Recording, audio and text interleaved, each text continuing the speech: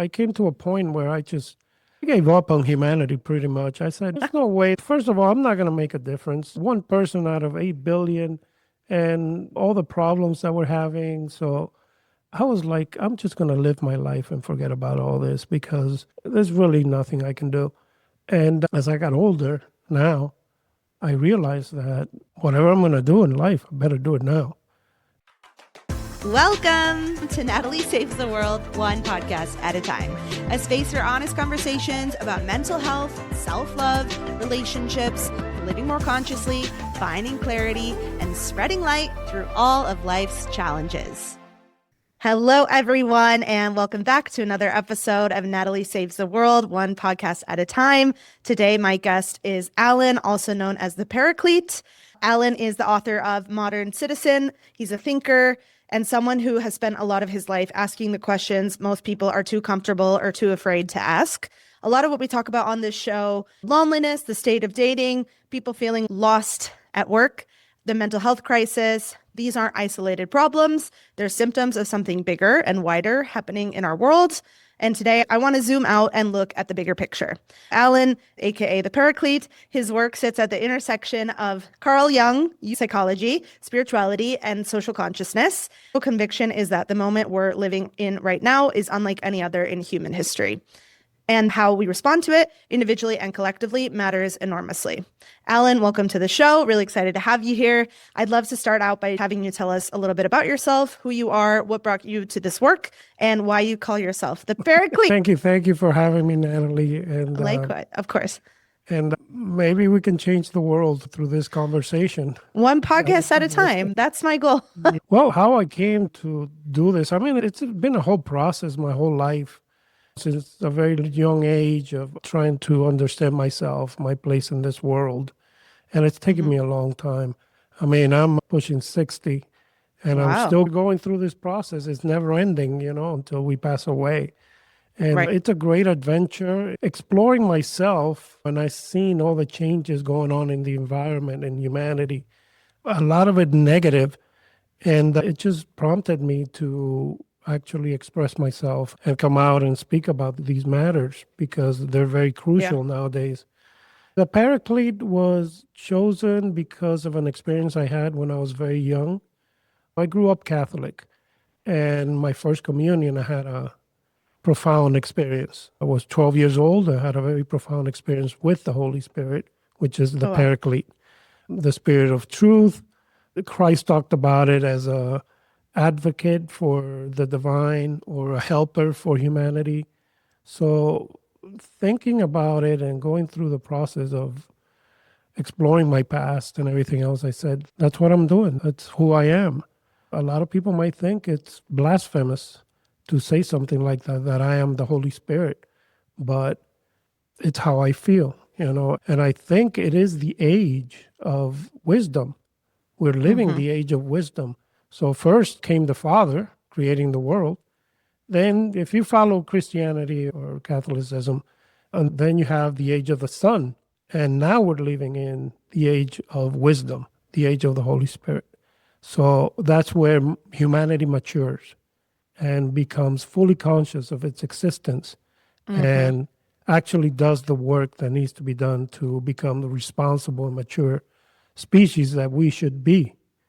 And that's what the whole idea or message is all about. And so the Modern Citizen, I will link it in the show notes for all the listeners.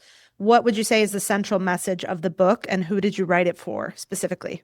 Well, the message is the transformation of humanity and trying to understand also some of the spiritual messages that have been delivered to humanity throughout history. So as opposed to interpreting things in a literal historical sense, in more of a spiritual matter, or meaning these things that have happened affect us in a spiritual way. For example, the forming of the United States of America, 9/11, going to the moon, and big steps like that we have taken are not just physical accomplishments, but also spiritual ones.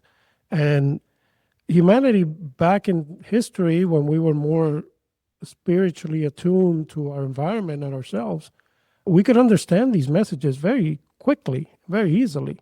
even as far back as the founding fathers.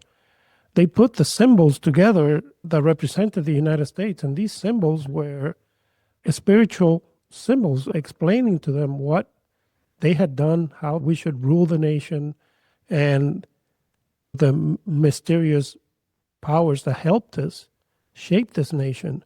When they put in one of the symbols, he has smiled upon our accomplishments.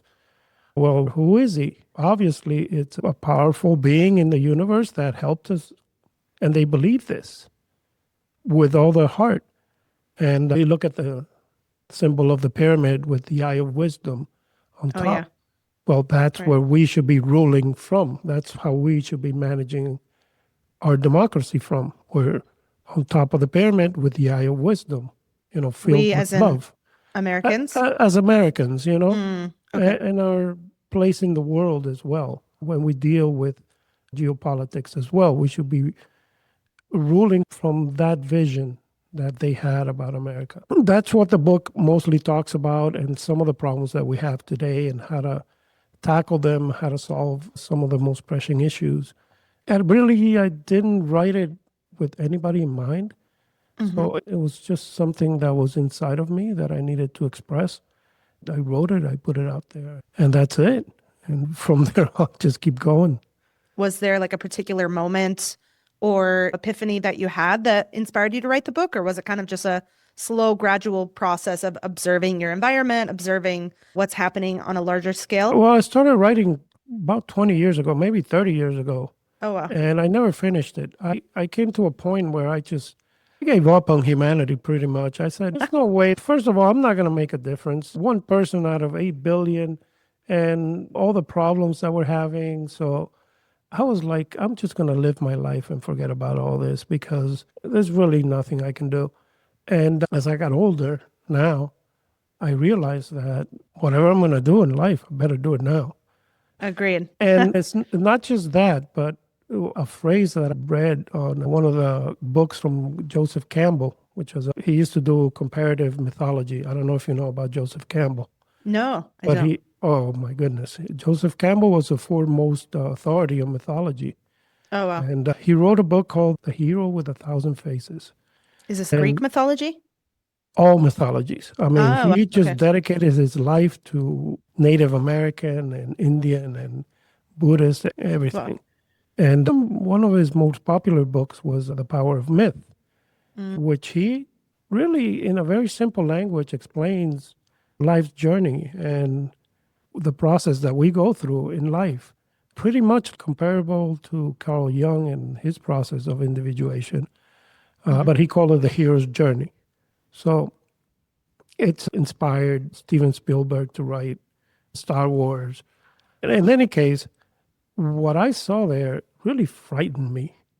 And it was like, if you don't bring out whatever gift or messages have been embedded within your subconscious mind, you're going to be tormented for all eternity.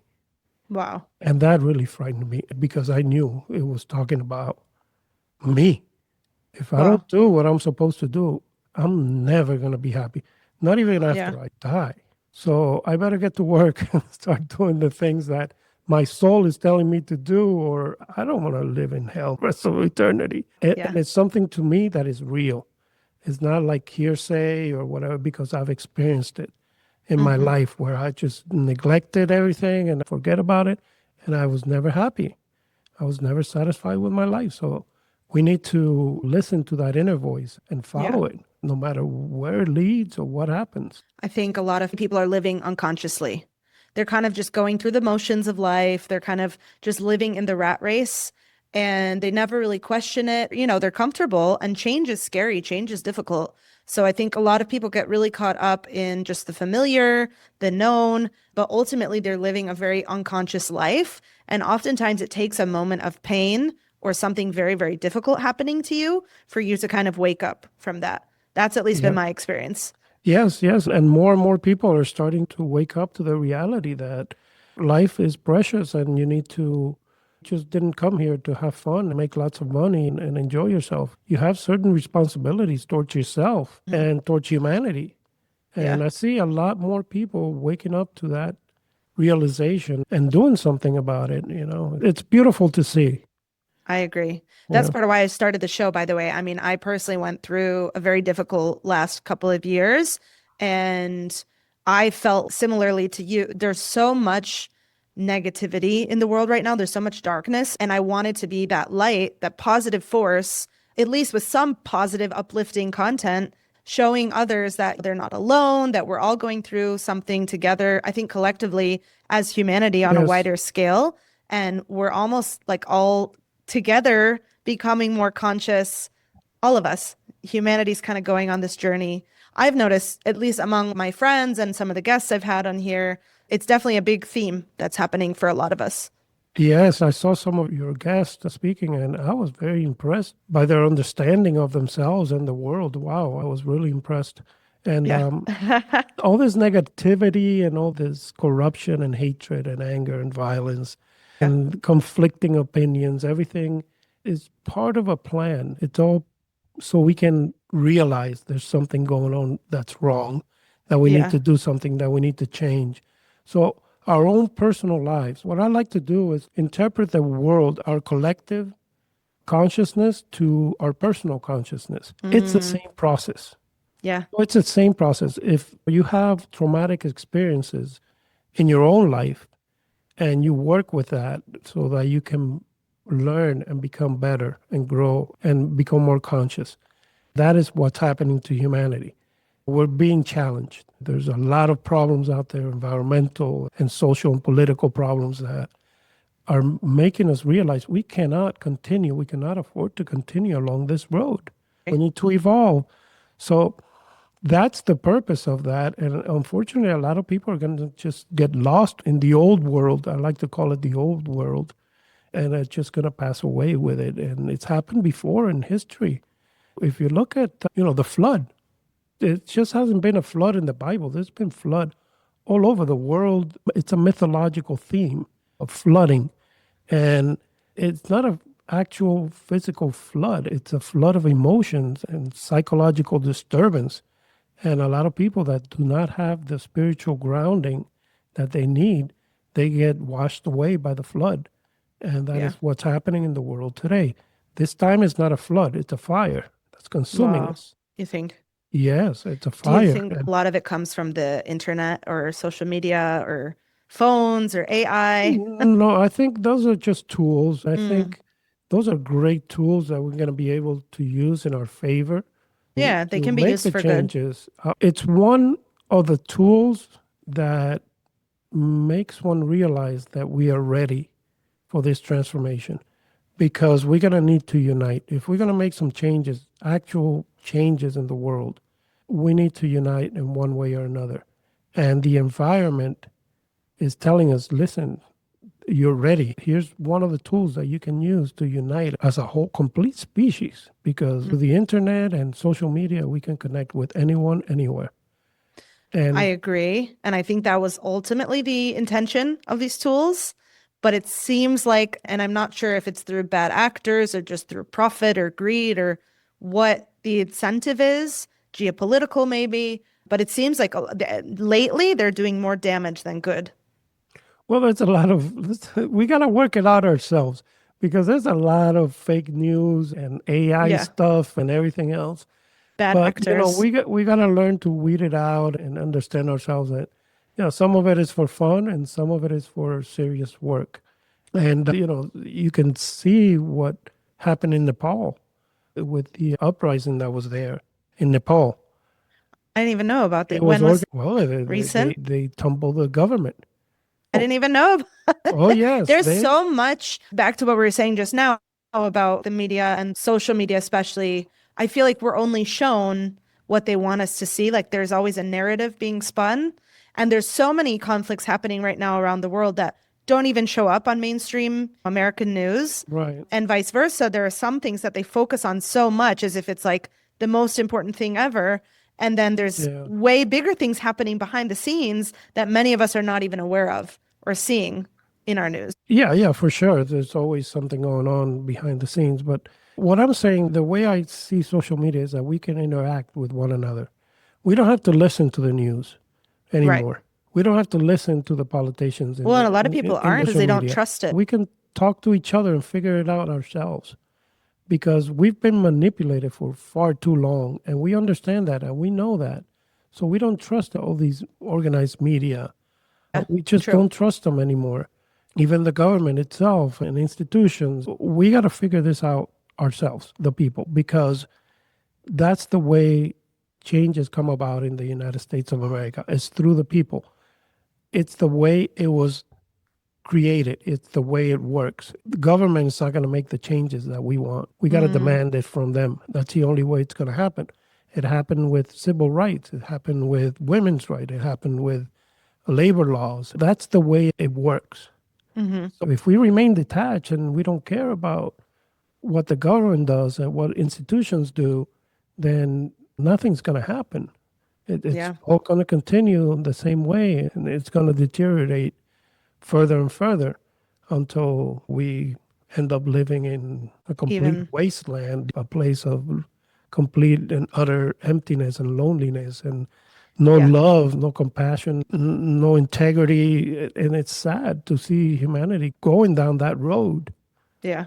I've noticed just in the last few years, even, I talk about this a lot with my family, that there's been kind of a degradation of society overall, like just basic human decency that we used to have, basic niceties that we used to do for one another have just kind of gone away. So I think it especially has to do with phones. It used to be kind of just like a common rule that if you're on a train or a plane or you're at a restaurant, you don't blast your music for the entire restaurant to hear, or you don't blast TikTok videos for the entire train. And I don't know if it's from phones, if it's a wider degradation of basic decency of one another, but it feels like nobody respects each other anymore. And the rules that I grew up with as a child not that long ago apparently have kind Yeah. of gone away.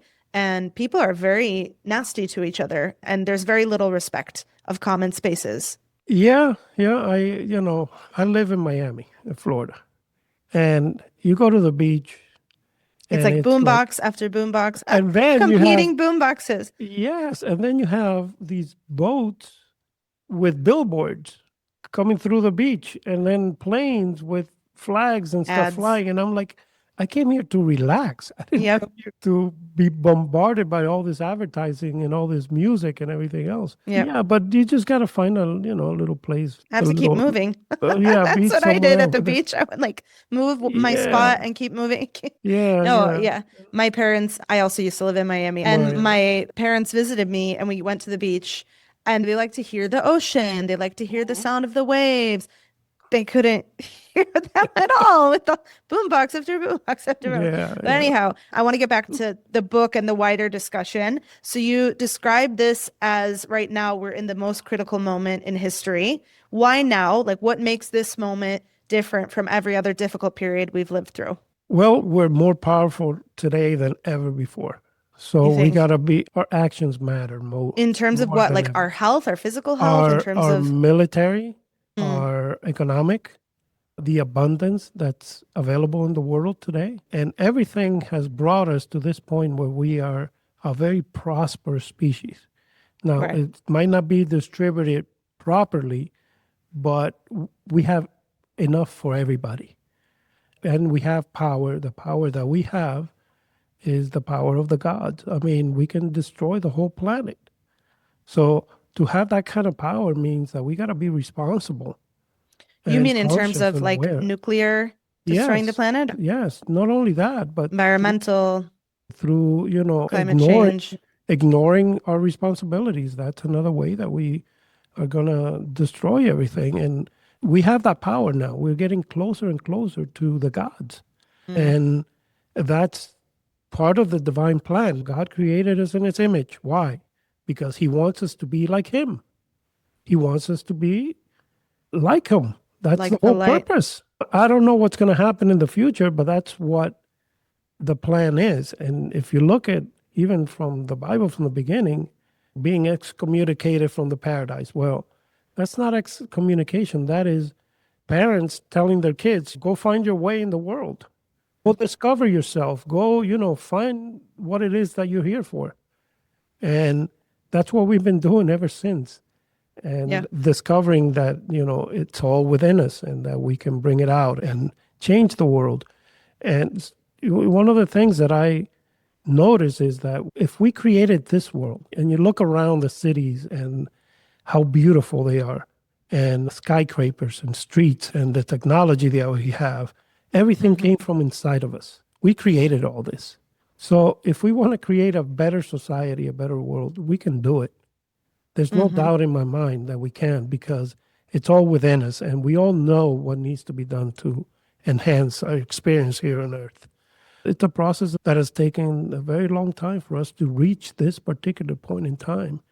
Like Joseph Campbell in the book of Power of Myth, he says, when the hero, or in this case, humanity, is ready, the environment is going to match the needs of the hero. It's going to complement and it's going to provide the tools necessary to accomplish the task.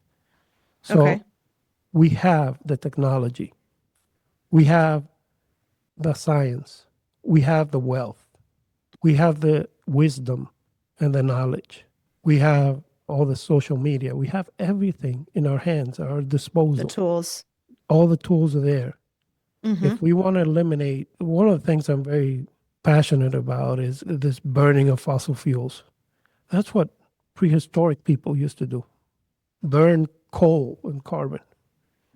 We're in the 21st century and we're still burning coal. Yeah, it's true. It's pretty crazy. And burning gasoline. I mean, filthy it's ridiculous. products. Yeah. Yeah. And what's holding us back is that old world mentality of money and greed. And that's what humanity needs to break, that ego, the personal ego. We need to break it as a whole, as a society, for us to actually evolve. Because if we don't, it's just going to hold us back, just like it's been holding us back forever. And we need to let go and say, yes, we want alternate fuel source. Let's do it. But not just a little bit here and a little bit there. No, full force. Let's do it. And it'll happen in a matter of just a few years. It'll happen because we have the technology. And if we don't have the technology exactly, we can develop it. We have the most brilliant engineers and scientists ever. And NASA, the kind of fuel they use to go into outer space is like liquid nitrogen or something, liquid hydrogen or something. We have the technology. It's there. But we need to break away and let the old world pass away, die, so that the new may be born. And that's what all religions talk about, is that transformation of consciousness and letting the old world bury it and let the new world live. And that's the law of nature as well.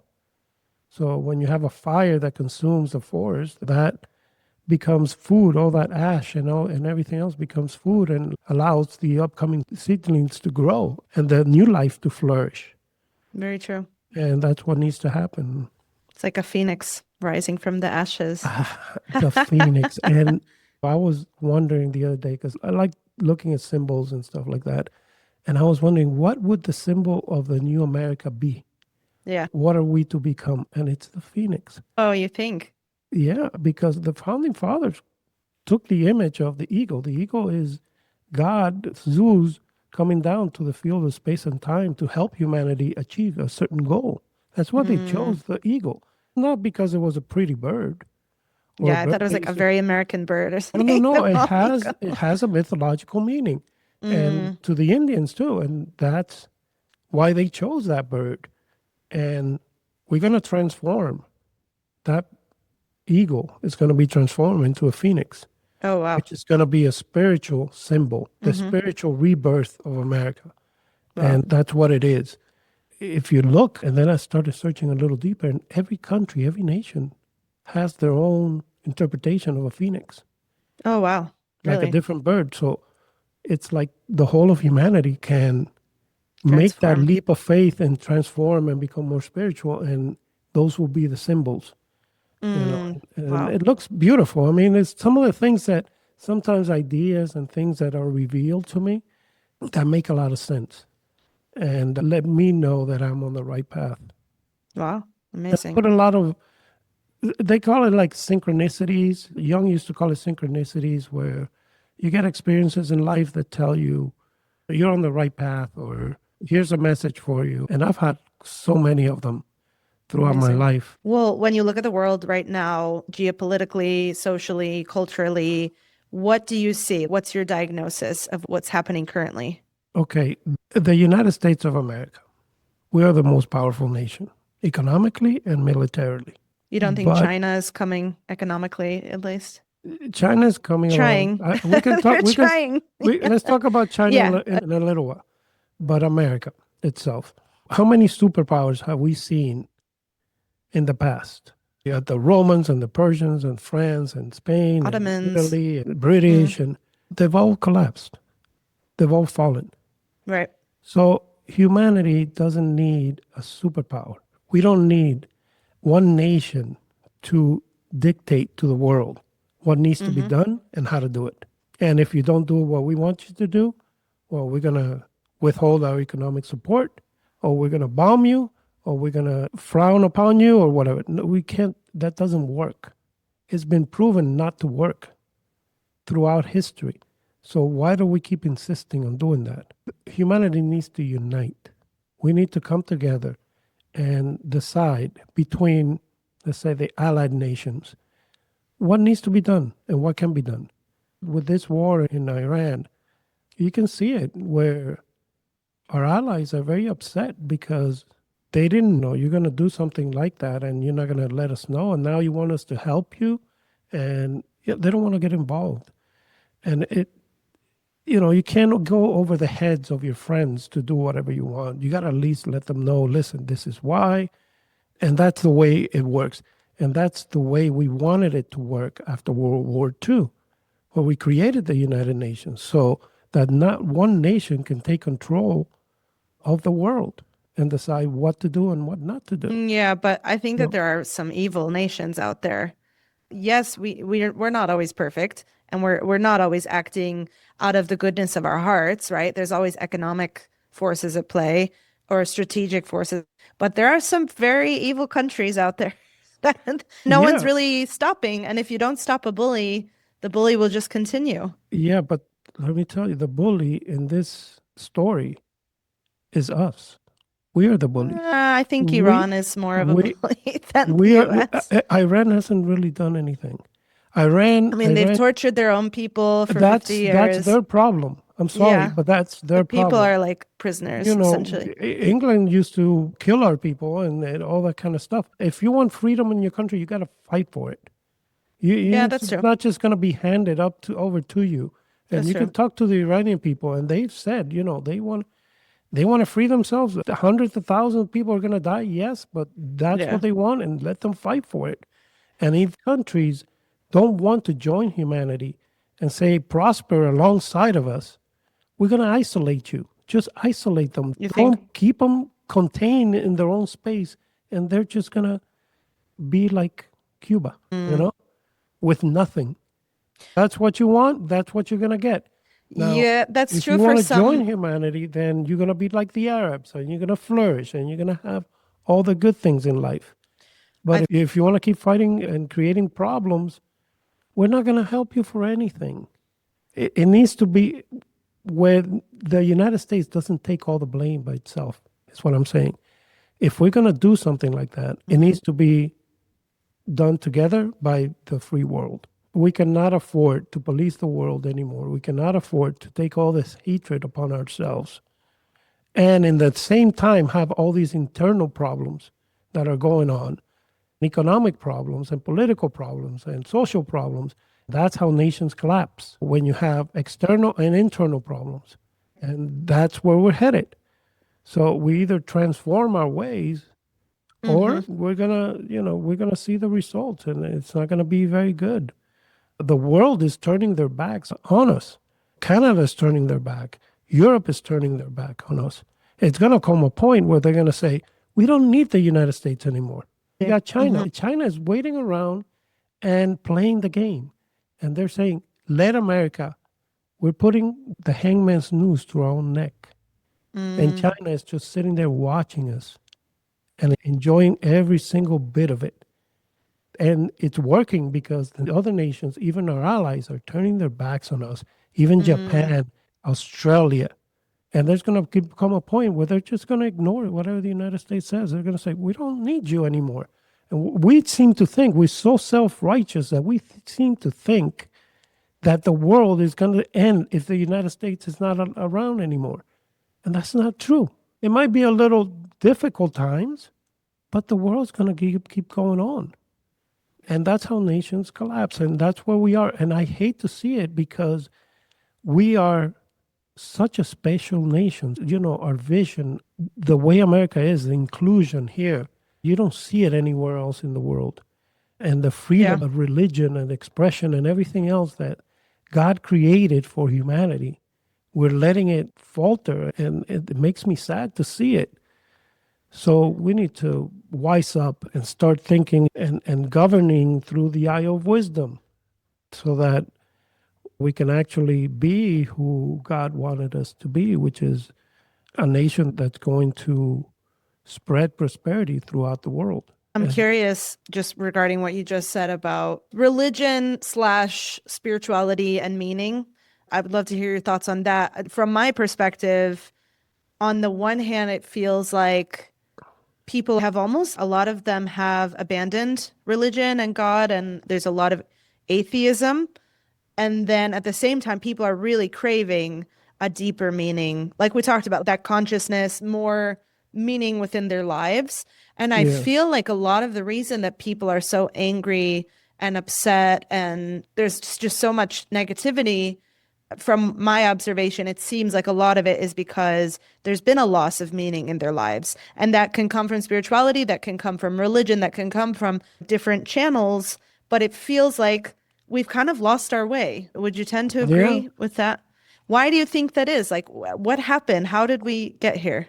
Well, with the Industrial Revolution, we started creating and making things in the world and exercising our power to control the earth and subdue the earth and everything else. And we just got so caught up in that we said, oh, we don't need God. We don't need spirituality. We got technology. We got all this, all that. And science. And so, we thought ourselves all powerful. And that's when we just lost our way. And it didn't happen that long ago, because when you go back to the 1700s, people were very in touch with their spirituality. I feel like even 30, 40 years ago, it's the last few decades more, Yeah, it's gotten worse. And it's all part of, like I said, this fire that's consuming the old world and everything, that people that hang on to the material point of view of life, and it's going to consume them because there's much more to life than material possessions, which you're not going to take with you.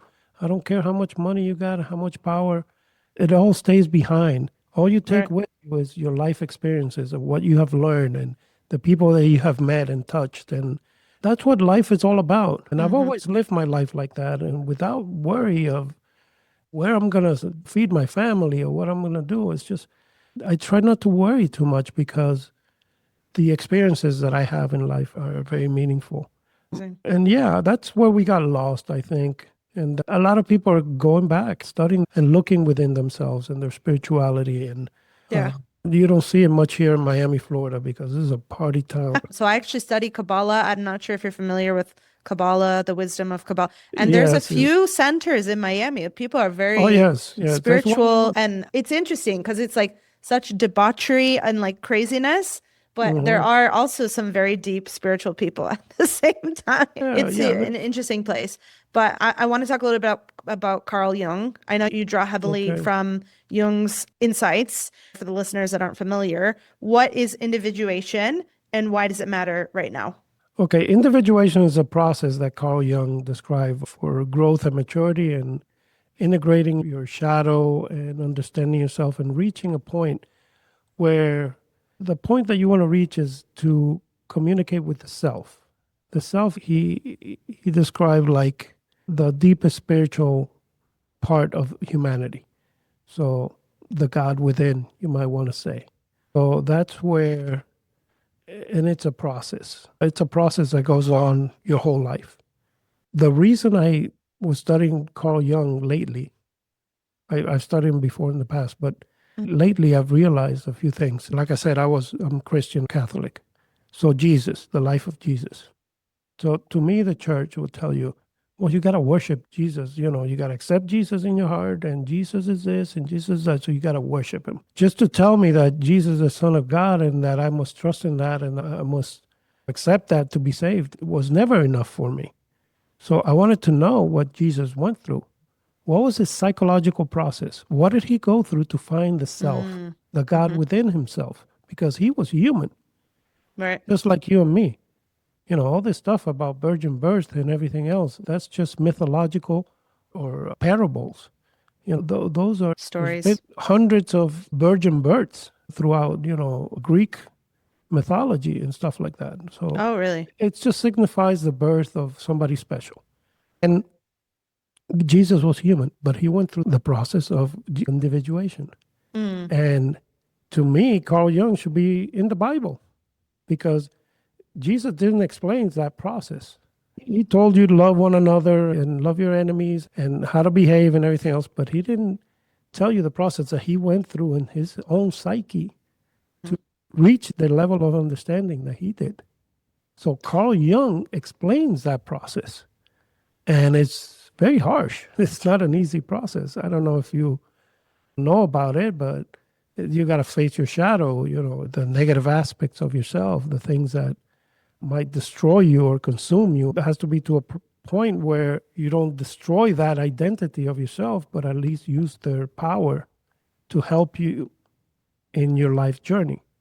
An example I always use is Mike Tyson. Mike Tyson had this energy inside of him. He could have been a killer. And literally, he was like a psychopath. But what did he do with that energy? He channeled it into boxing. And that's how he became who he became. So that's the process of integrating the shadow. And So it's like finding your deepest flaw or the thing you need to work on and then integrating it for the betterment yeah, of yourself and of society. exactly. It's a difficult process. And if you have a very dark shadow, it's even more difficult because you have to integrate it because it's all part of us. We have our good side and we have our bad side. So that energy from the bad side, you can harness it and use it. And that's the whole idea. But it's deeper than that. It goes deeper than that. And what I've tried to understand, because not only in my own life, but like I said, in the collective, you see it in the shadow of America. The United States of America, we have a shadow. The dark side. And Jung, talked about this because he saw the world wars. And in one of his books, he says, well, the demons have not vanished from the earth. They have abandoned the Germans. The demons have abandoned the Germans. But they will look for a new victim. Yeah. And any country from the victorious nations that doesn't understand their shadow, doesn't integrate it, is their victim. Interesting. And the tortured will become the torturers. Wow. So interesting. And you see it. That's a problem. You see it in America. We are a very self-righteous nation, and we lost our shadow, and we're not that good anymore. So we got to integrate it. We got to understand that, and so that we can explore ourselves and go through the process of collective individuation and become a better leader in the world. Yeah. I agree. So just in terms of like why individuation matters right now. So basically what's happening is, especially here in America, we haven't integrated the lesson, right? Exactly. And it's life brings you the lessons. And that's a shadow telling you, hey, listen to us, listen to this. If you have an addiction, that addiction keeps coming back and back until you address it. You got to address it. So we haven't been doing that. And that's a problem because we're holding on to the past. We're holding on to the greed, the material possessions, the power. Familiar. Yeah. Yeah, the power, the familiar, where society is comfortable to a certain extent, where they say, well, I don't want to risk, change because uncertainty. Exactly. And that's a problem because nothing stands still in nature. Everything is either growing or it's growing old and dying. That's the law of nature. So if we don't push forward, we're going to keep collapsing and falling back and deteriorating further. And you see it, and you see it through the ages, how it's happening. You see it also where the torture in Christianity later on became the torturers, Yeah. with the church and the Inquisition. Crusades and And stuff. the Crusades. Yeah. And True. that's the way, we're all at fault. We've all committed terrible acts, and it's time to, I think, Look unite within. and look for something more positive. And let me tell you, John Lennon was one of my heroes, and John Lennon said, give peace a chance. Let's give peace a chance. We never have. We never have. I think it's a great idea in theory, and I'm not anti by any means. And that would be great if we could all agree to that. The issue is the bad actors. How do you stop them from taking advantage? Like certain nations with dictators, Russia, Cuba, Venezuela, like how do you... If we're gonna lead properly, we gotta fix our problems first. We can't be trying to influence world politics too much. Our founding fathers said we should not get involved in the politics of other nations. We can trade, we can do this, but if they don't have militaries or they don't have... I think it's that's an interesting debate. We could have a whole episode about just that. On the one hand, like America's supposed to be like this light onto the nations, and they're supposed to, help out their neighbors. And we have gotten involved in many conflicts that weren't necessarily our fight or our war. And you can argue both sides of that. You can argue that if America didn't step in to help, it could have gotten much worse. And then you can argue that, who are they to meddle in other countries' affairs? The only military action that has really worked for America was World War II. After that, nothing else has worked. Right, but you could argue Nothing. that, until Pearl Harbor, why would we get involved? That's not our problem. And if we didn't step in... No, we got bombed, we got bombed. And it was a world war. And we were looking in the face of evil at that time. And it was very clear who the enemy was and what was going to happen in the world if this guy took over. We tried to stay away from it for a long time, which I think was a mistake. We should have gone in earlier. But you could argue that similar things are happening. Today is for, the wars that we have created are for self-interest. We're not really fighting a war for the world or peace and love or to keep humanity united. We're fighting a war to benefit ourselves. That is why I'm telling you that we're not leading from the proper perspective. We got to change our ways. And to go through this process of self-discovery and understanding what America stands for, we need to go inside of ourselves and solve the problems that we got here now so that we can shine. Otherwise, we're just going to keep making the wrong decisions. And we have plenty of problems to solve here. That's how I think that, when I look at the U.S. overall, I feel like most average Americans, without getting too political, I think that like the average American is not so extreme, right? Like most people are somewhere in the middle when it comes to like the political spectrum. But the two sides have become so extreme and so polarized and so highlighted within the media that it feels like there's no shared narrative and we have nothing in common and we're all so different. But if you look at the average American, most people are just somewhere in the middle and not so extreme. But those, the silent majority does not make a lot of headlines. They don't get a lot of clicks, right? They're not as exciting, or they don't get people as riled up as those two extremes.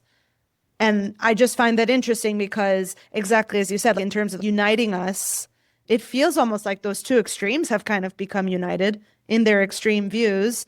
But the polarization, and again, because most people tend to be somewhere in the middle, there's no really option for that. It's just like dividing us further and further.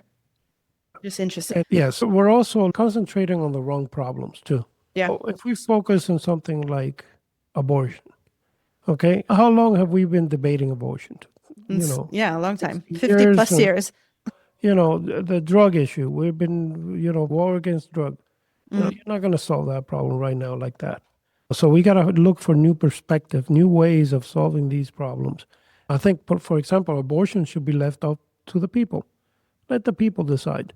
Why are you going to have 5 or 6 people Supreme Court decide for us what we want and what we don't want.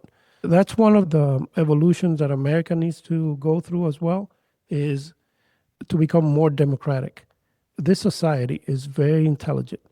We have created a world where people are very smart, much smarter than we were 50, 60, 100 years ago. And we have access to all the information, so we can make our decisions ourselves. And I want to know, if you're going to send my kids to war for 20 years, I want to know why. The information. I want to see everything. And we have the technology where the federal government can do more referendums on subjects, environmental subjects, and political and social and economic, for us to study it and determine for ourselves. And at least have a guide for these politicians, to have a guide of what the nation wants. Because as it is, they think they can do whatever they want, or they think they're doing the right thing and they're not. And it's not what the people want. So this nation was created by and for the people. So before Industrial Revolution and everything else, these people in power had all the power, the Rockefellers and the Carnegies. And we needed them because our country was growing and the population was not as intelligent. Now, man, we are a powerhouse. And we are ready to be able to decide the course of the nation. And that's what we want. So we want to become more democratic, that if you have a problem that the government's trying to decide and they poll the people and there's 60% of the people say yes, then 40% say no, well, you got to listen to that 60%. And we can do this because we have the technology available nowadays as well. Right. So one of the things, and I'm writing another book about the process and some of the things to do, because it's very complicated. We've created a very complicated world. And I can't tell you how you're going to close tax loops or some of the laws that would be required so that lobbyists don't get their way and big corporations pay their fair share and everything else. Yeah. We need lawyers and accountants and people that know the system that can restructure it, because we need to restructure the whole system. Like the founding fathers said, comes a time where you got to restructure your system because it doesn't work anymore. So it's a big thing, and environmental issues and everything ties together. When you go to environmental and farming, healthcare, big pharma, everything is tied together. And what I see is a lot of people fighting one war and another war. Environmentalists fighting one war and people fighting the big pharma on another side.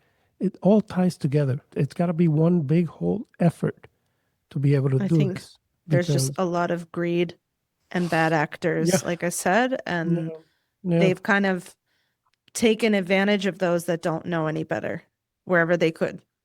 But, when you see these corporations need to understand that their purpose is not profit.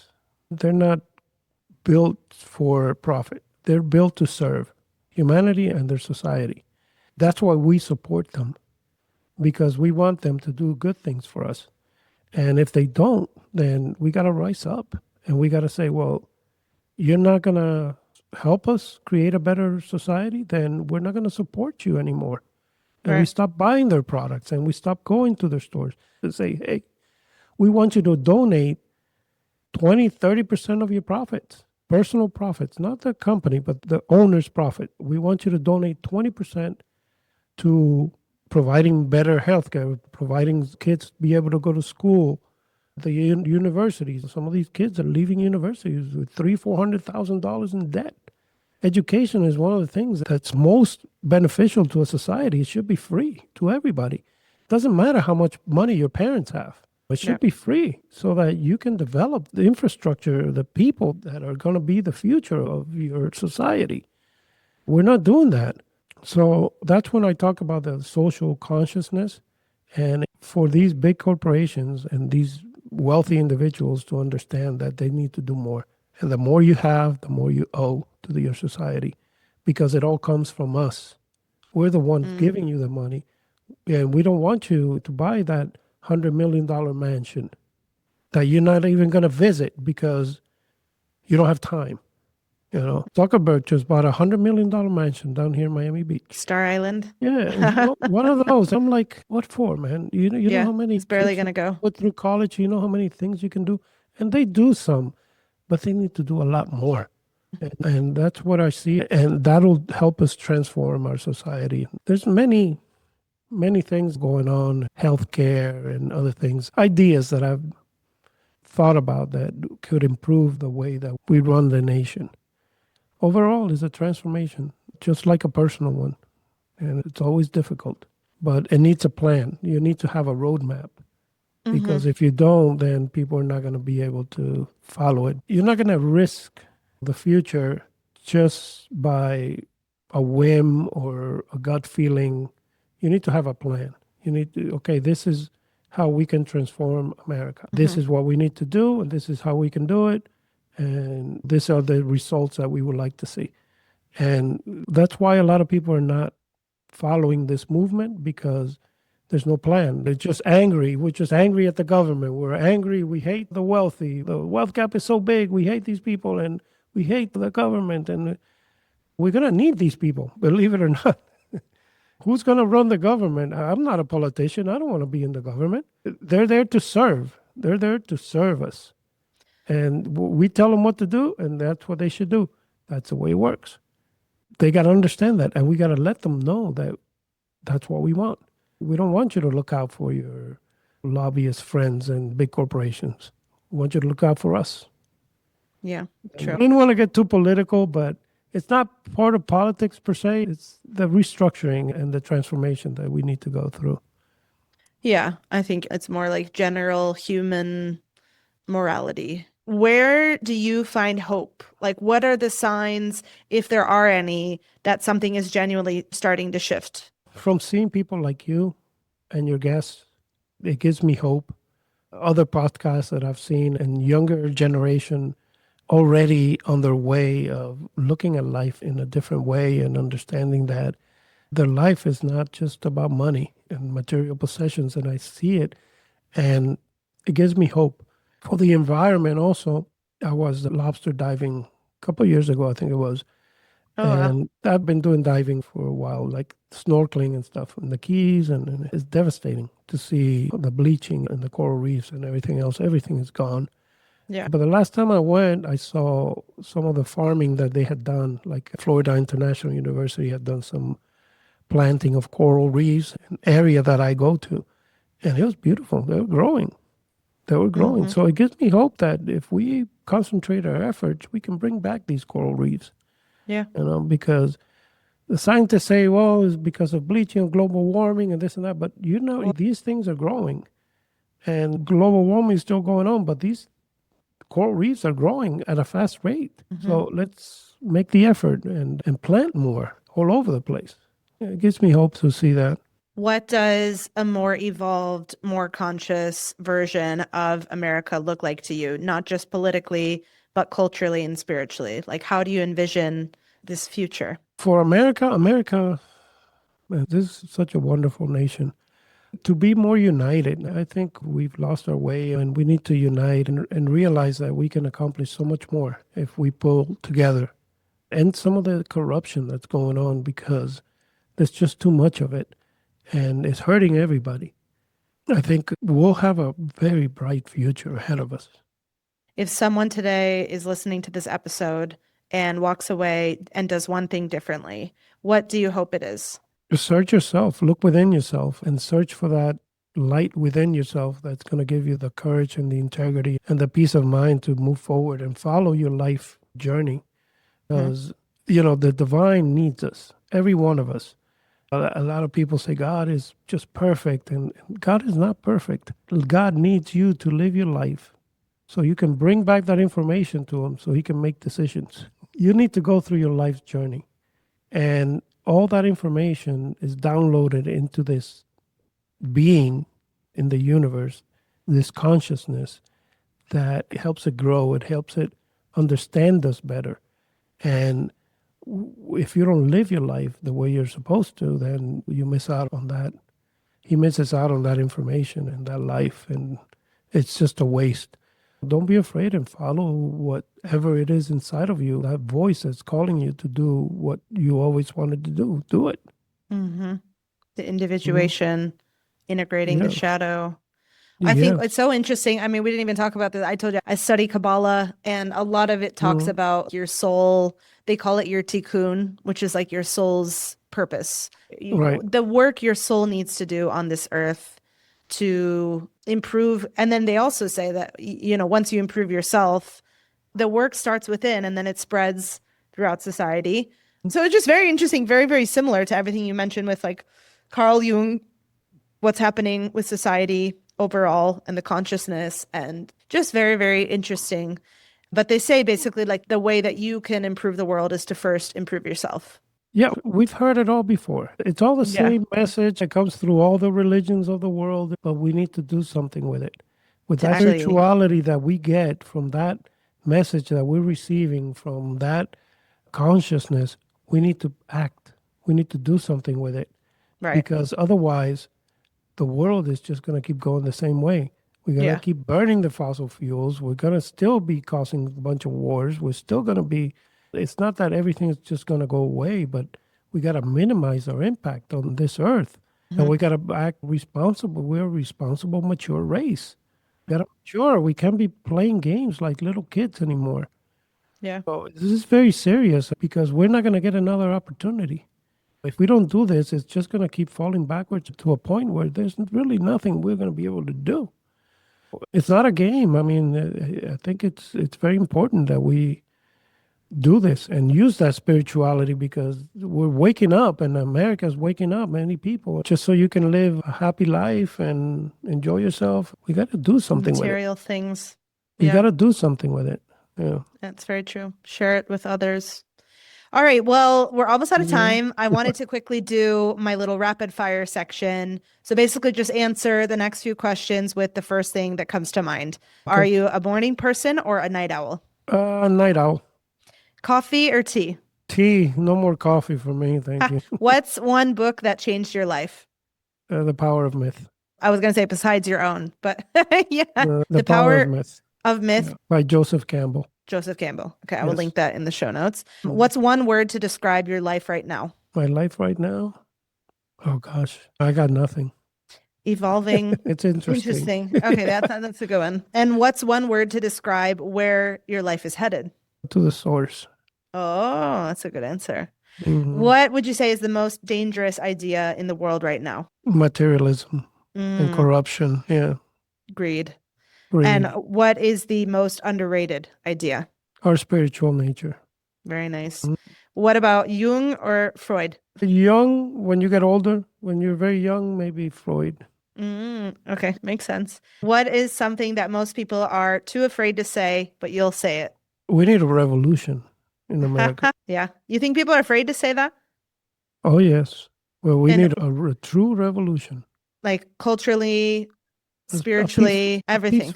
a peaceful revolution where it's Hmm. going to transform America. Yeah. But Okay. I agree. it's going to create a lot of problems, sacrifices, but we need to let our leaders understand where we stand. And if we need to boycott a football team and their players because we don't agree with the way they're spending their funds and we want them to contribute more to society, then we got to boycott them. And if we lose the football team, then we lose it. And maybe Mm-hmm. another owner will come in who's willing to help society more. But this accumulation of wealth has got to stop. It's hurting everybody in the United States. Hmm. And you need to share your wealth. What would you say, what gives you hope when things feel darkest? The vision of the future for humanity. Mm. That if we go through this transformation, it's such a wonderful future that we're going to have. We're going to become a galactic species. And we're going to be able to colonize the universe in the future. But we got to take care of this planet. This is our home. And it's like Star Trek kind of stuff, It's beautiful. And Hmm. we are, by nature, we're conquerors. So we want to conquer. We already conquered the earth. Now we got to conquer ourselves. And Yeah. once we conquer ourselves, we're going to conquer the universe. And it's going to be Mm. beautiful. Yeah, that's a Yeah. good way of looking at it. Finish this sentence. The modern citizen is someone who blank. Someone who is fully conscious of their existence. And finish this sentence. The biggest thing holding America back is blank. Greed. Yeah, or I thought materialism, greed. Okay. Yeah. Amazing. Well, we're just about out of time. Thank you so much, Ellen slash the Paraclete, for this really wonderful interview. At the end of the episode, I always like to ask my guests where my audience can connect with you, where they can find your work, find your book, etc. So the book is on Amazon. The book is on Amazon. It's called The Modern Citizen by the Paraclete. Let me show you here. I see it behind you as well. And I will link it in the show notes. The spiritual evolution of humanity and how to create a better world. And you can reach me at the Paraclete9@gmail.com. Okay. And do you have a website or anything, or any social media? I don't have a website yet. Social media is Facebook. Okay. And I was still working on some of the other social media stuff. Okay, great. I think I have a TikTok at the Paraclete9 as well. I will link all of that in the show notes. So again, Ellen slash the Paraclete, thank you so much for this conversation. I really love talking about our personal collective, and that the inner work each of us does quietly actually matters at a much bigger scale, and we're all part of something much bigger. For everyone listening, if today's episode stirred something in you, I'd love to hear what it was. Feel free to drop it in the comments, what resonated, what challenged you, what you're going to sit with. We didn't save the world today, but we had a really interesting conversation about what it would take to save the world. And it starts from within, as we've discussed. But don't forget to like, subscribe, and share this episode with someone who could use it, or someone who's ready for this kind of conversation. Thank you all for being here, and I'll see you in the next episode. Thank you, Natalie. Thank you so much.